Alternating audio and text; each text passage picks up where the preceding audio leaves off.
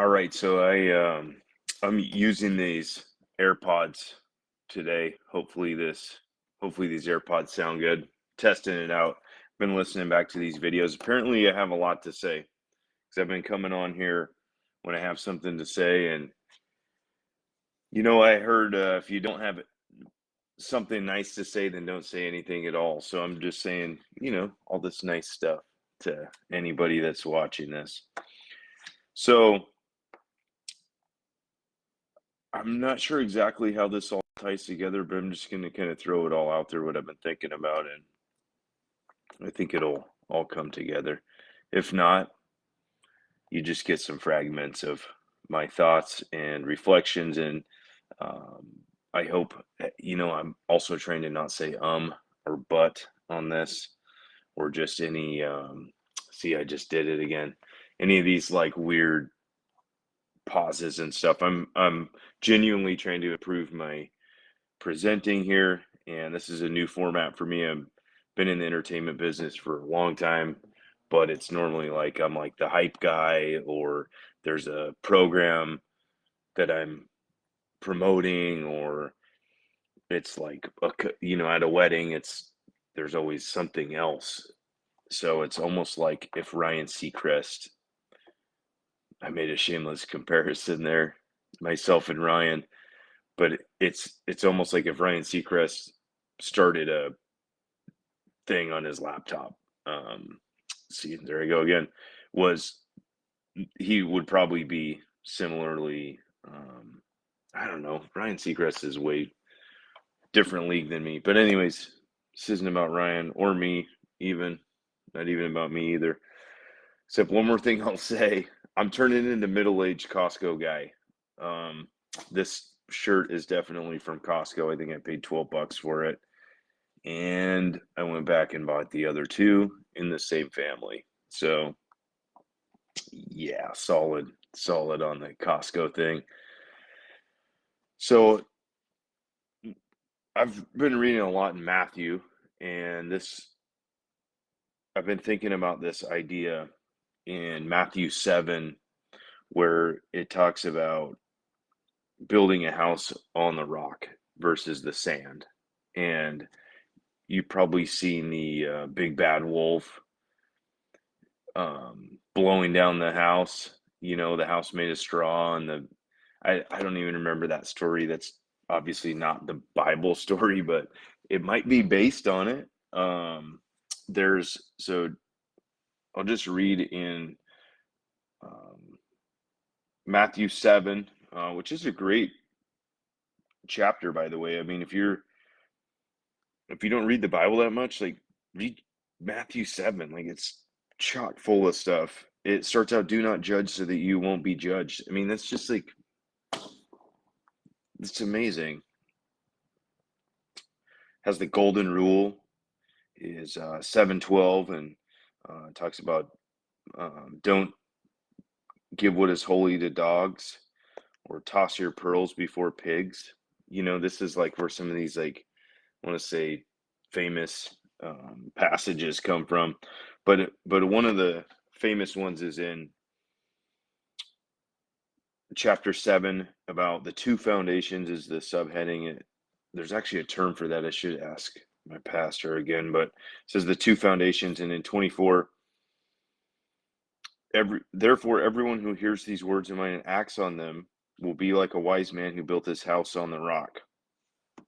And further down, it says in 26, everyone who hears these words of mine and doesn't act on them will be like the foolish man who built his house on the sand.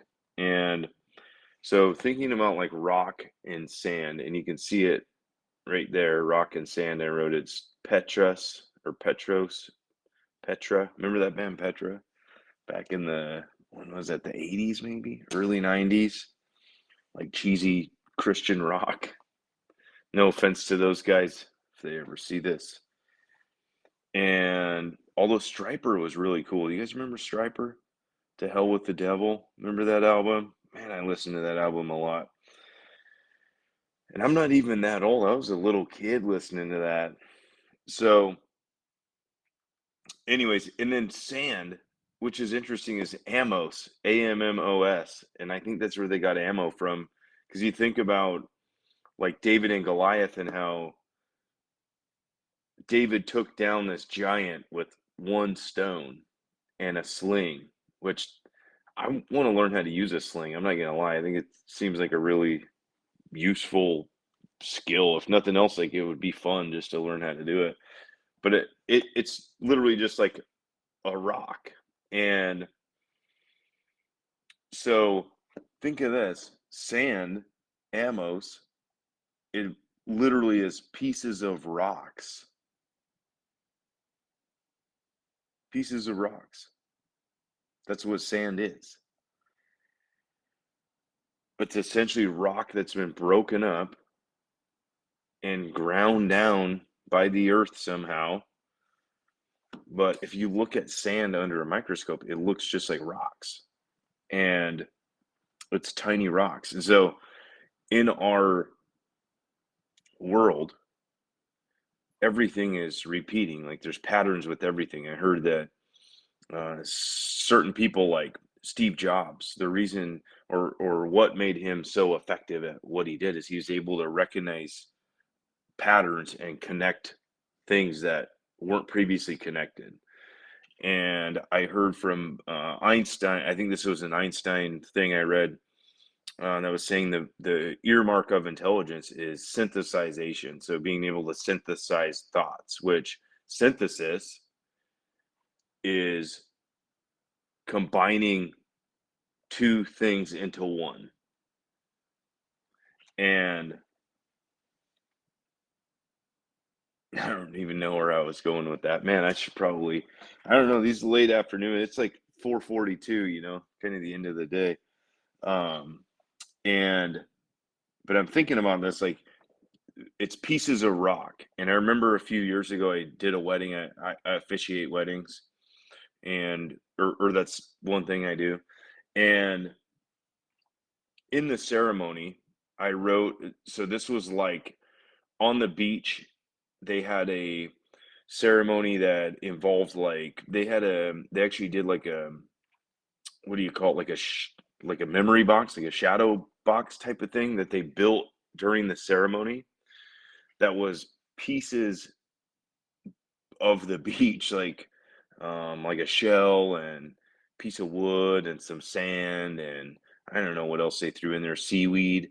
I don't remember, but I I did some research on sand at that time to add into their ceremony, and I don't remember the exact numbers. There was like I think it was 400 quadrillion was somewhere in there, which is a ridiculous number. Like you can't even imagine those kind of numbers.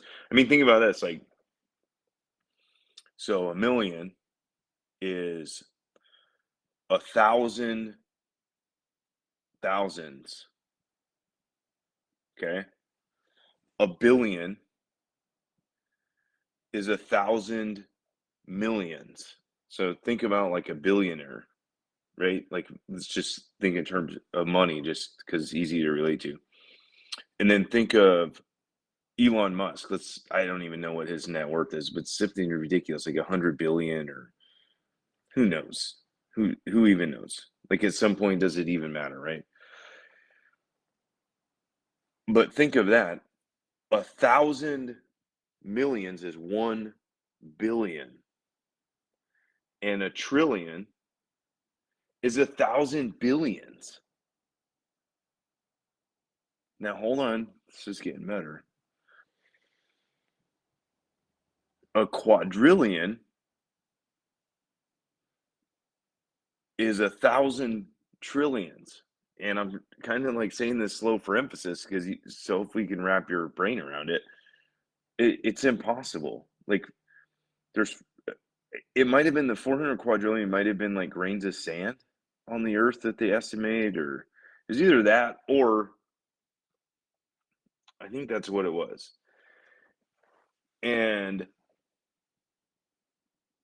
the chances of two people meeting based on the history of humanity and genetics as they are, right? You have sperm, egg, right? Those two have to meet. Your parents have to meet. They have to come together at, do their thing. And there's like a bunch of steps to this process. So the chances of like you being born or me being born are there's less of a chance than me and you picking the exact same piece of sand, like grain of sand on a beach, on some random beach. If I told you, like, hey, let's go, travel's not an issue, go anywhere in the world and pick up one grain of sand. And I've already done this. I hid the grain of sand. It's like marked by some invisible ink. This is obviously like a goofy thought experiment, and then you go out and try to find that. The chances of you finding that are better than the chance of you being born in the first place. That's crazy. Like, it's just crazy, man. And look this stuff up. Like, you're not even making this stuff up. Like, it's absolutely mind blowing. And so that's why it's like when I hear people say like, "Oh yeah, I figured it all out." I haven't figured out anything. I've figured out very little. I'll tell you that. I've figured out very, very little. And so there's only a few things I know. In fact, I heard somebody say this one time, there's only two things I know. There is a God and you're not him. Or you're not it. You're not God. There is a God and you're not God. That's it. That's all I know. I'm just continually mind blown by this world and this dimension. And I find it as much in churches as outside of churches. Like, there's as much doubt, and it's a regrettable tendency of humanity, I think, of just to be doubtful. I mean, we're also so deceived all the time. It's like, if I read years ago about these things are called false flag operations, and it's like, for people to be so sure that other people have your best in mind all the time, it's like, that's ridiculous. Like, we know that's not true. So if there's a possibility of something happen, like, that introduces doubt. And if there's some doubt, I mean, even in American courts, like, even if there's a little bit of doubt, you can't convict, right? That's how it's supposed to be. I sat on a jury one time, and I don't believe that guy, like, the prosecutor did not prove beyond a shadow of a doubt. Like, so if in doubt, you can't convict, right? I mean, that's just in court. And why would you gamble your life, like, not at least exploring more? This is all the time we have. I mean, we have like a couple years here. But I mean, I'm 44. I turned 45 in a month. And I'm already at that point where I'm like, dude, I'm past my half-life. I mean, I've told my kids even, like, I'm on the other side of the teeter-totter at this point. So I just am feeling like I got to do something, and maybe that's what's leading to this.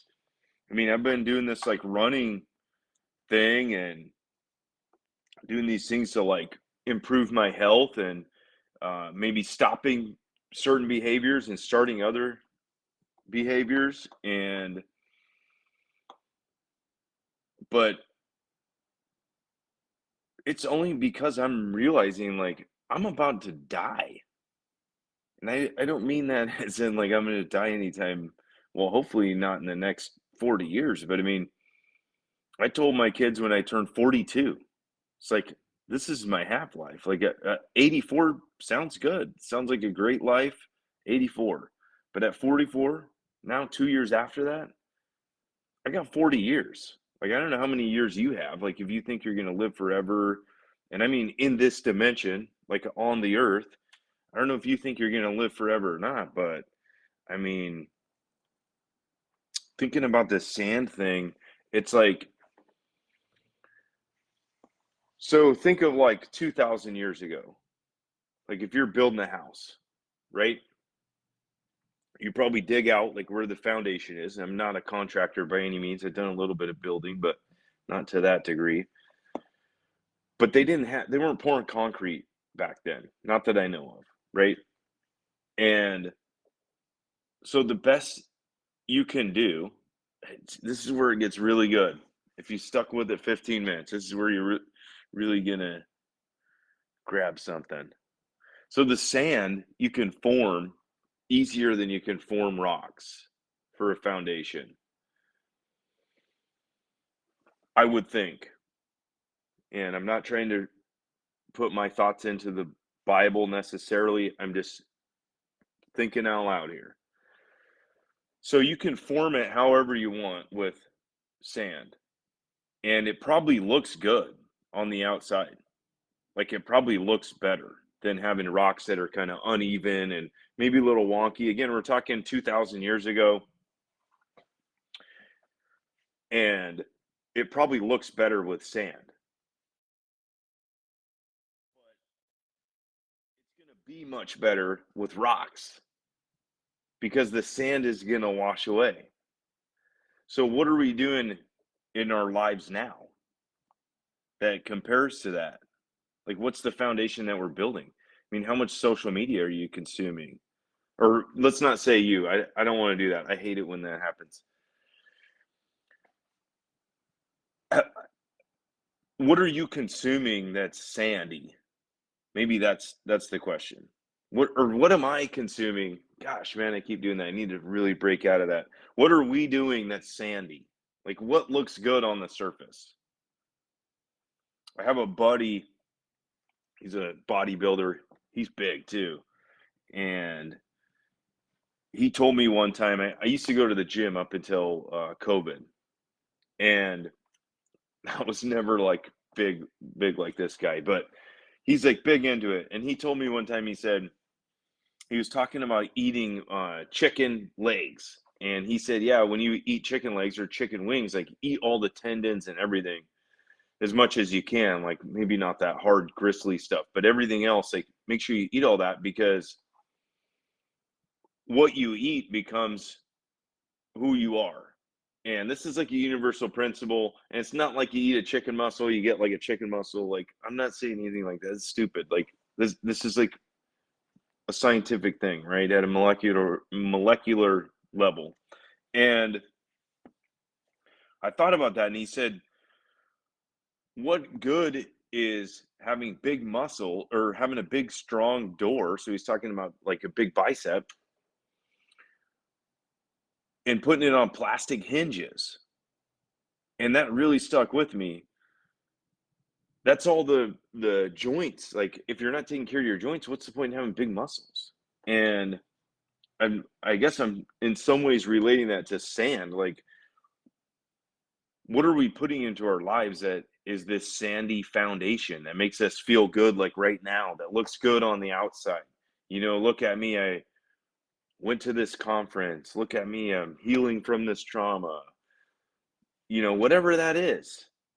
What is that sandy stuff? Like we need the firm foundation, and this is in, you know, God, the Song of Moses, Deuteronomy 32:4, Psalm 18:2, in Isaiah 48, the word is the rock.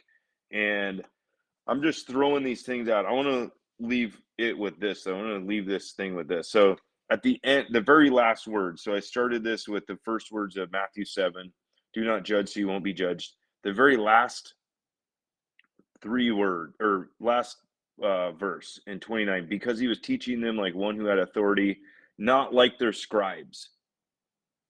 So think about this, the scribes write down what somebody of authority tells them. That was the job of the scribes. And here's an interesting thought, and this is what I want to leave you with. In Matthew 5:43, I'm going to turn back there real quick.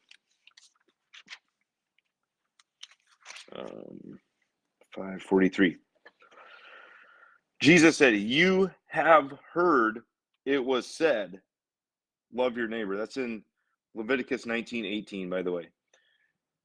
But here's the point. No, I'll just stop right there. You have heard it was said. So what he's doing is calling out the scribes, saying, "You have heard." And what I'm telling you, and what I'm saying for myself, this is what I'm learning, what I'm growing in. Don't just do what you hear. Go find it for yourself. In Colossians 2:3, it says, Christ, all the treasure, all the mysteries of wisdom and knowledge are in Christ. And I'm saying, you don't have to hear it from scribes. You can go find it right on your own. And that's all I'm trying to do. That's all I'm putting out there. It's about rock and sand. That's it. Think about it.